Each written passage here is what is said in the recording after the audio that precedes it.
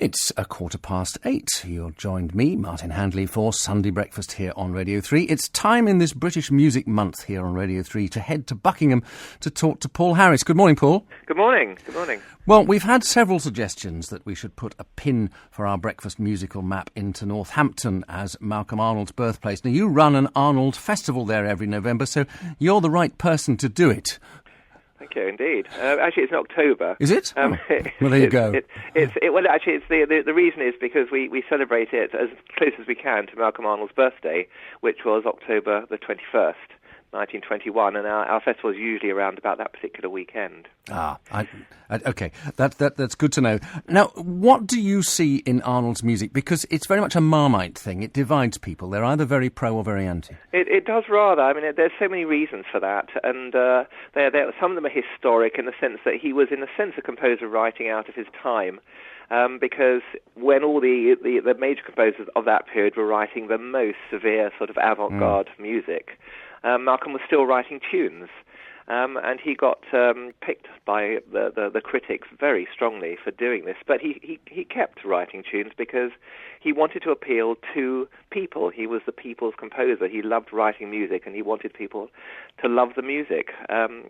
And, you know, although he's considered by some to be a bit of a clown, the Grand Overture, St. Trinian's music and all that, you have to look at the other side, to his 9 symphonies, to his 18 concertos, to his 5 ballets and all the chamber music. It's wonderful music. It is indeed, and as you say, 9 symphonies, and like the Sibelius symphonies, which I've been listening to this week, they each have a very different character. Are they the heart of his work? They are the heart of his work. They are, very much so. 2 festivals ago, when we celebrated his 90th birthday, or would have been his 90th birthday, I commissioned a book about the symphonies.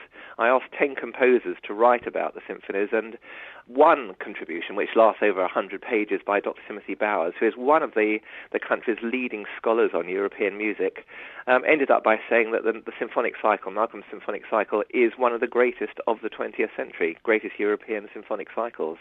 I don't think we can argue. And, of course, Malcolm always used to say, my music is autobiographical. And the 9 symphonies really do paint those periods of his life very much in music.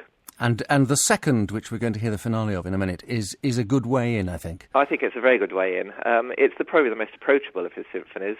It's the sunniest. You know, if one were to give each of his symphonies a nickname, we'd probably call it the Sunny Symphony or the Pastoral Symphony. Yes, but even the jaunty moments always have an ambiguous edge to them, don't they? Always they do in Malcolm, because he saw the light and he saw the dark almost simultaneously in his life. And yes, that's exactly right. There is nothing that is entirely light. There is always dark there underpinning it. Paul, thank you very much.